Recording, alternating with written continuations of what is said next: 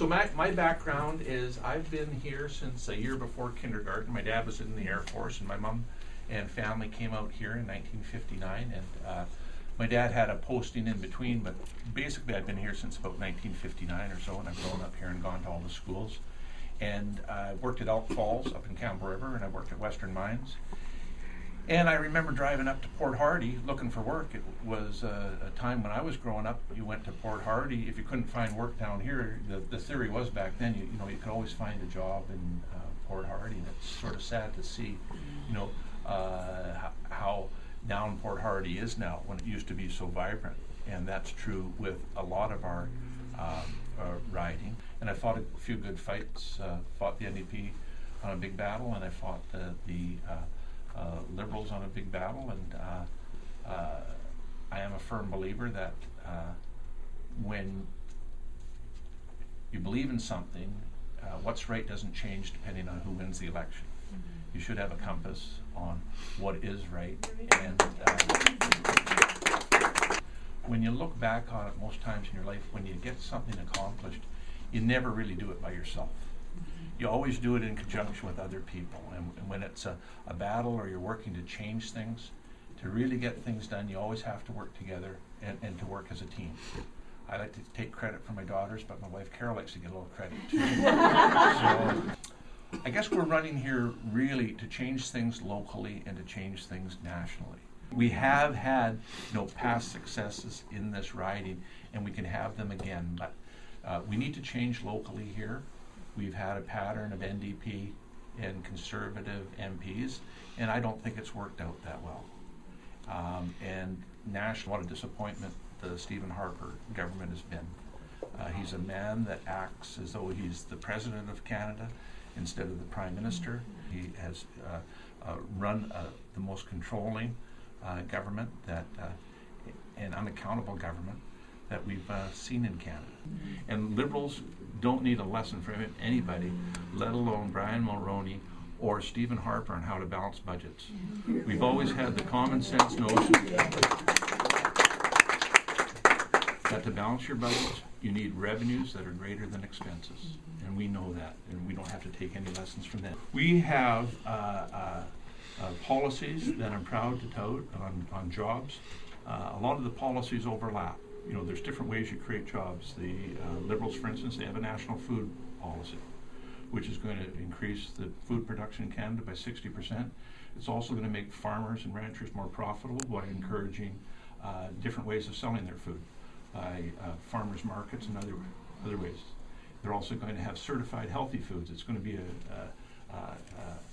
a partnership of industry and health and government.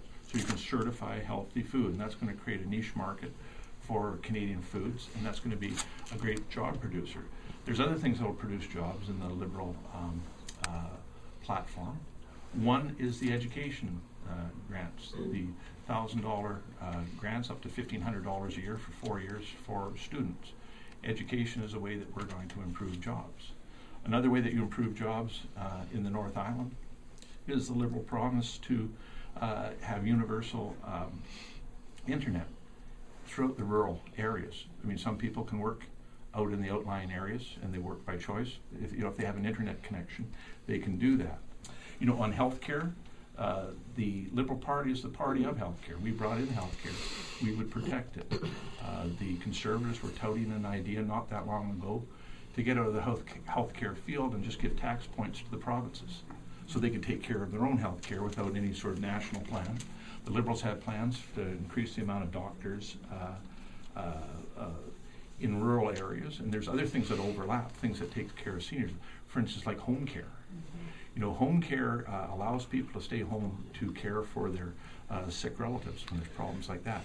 And in healthcare, it's a continuum. You start out, you're healthy, and you know you need more and more intervention, and you go through acute care, you know, extended care. You know, the more pressure you can take off that continuum by having people staying at home, being cared for by relatives, it's not only the more humane thing to do for your relative, but it also has great benefits in the healthcare system. Liberal Party has great programs in place for seniors. For pensions, there's a number of different things that the Liberals are proposing. One is that you're able to put extra money into CPP on your own. You can build up your own account. So if you don't want to go, or you don't feel sophisticated enough to invest your own money, you can put your money into your own Canada Pension Plan and boost the amount of money that you're going to receive. Canada Pension Plan has a good record on investing. You can put that money in there. You don't have to pay the commission to some of these investment firms if you don't want. And also, the Liberals are talking about putting another $700 million into our most needy of seniors who are just getting by on the old age pension and the old age supplement. And the Liberals are promising concrete things for our seniors. The Conservatives, what they're promising is basically what they spent on one day of coverage or overspending at the G20 summit. And so there's no question in my mind, if you want to take care of seniors, it's the Liberals that should be trusted. They're the people that brought in old age pension, they're the people that brought in Canada Pension, and they're the people that really care, for our seniors. Going back to a government that respects the values that we have, just common sense things.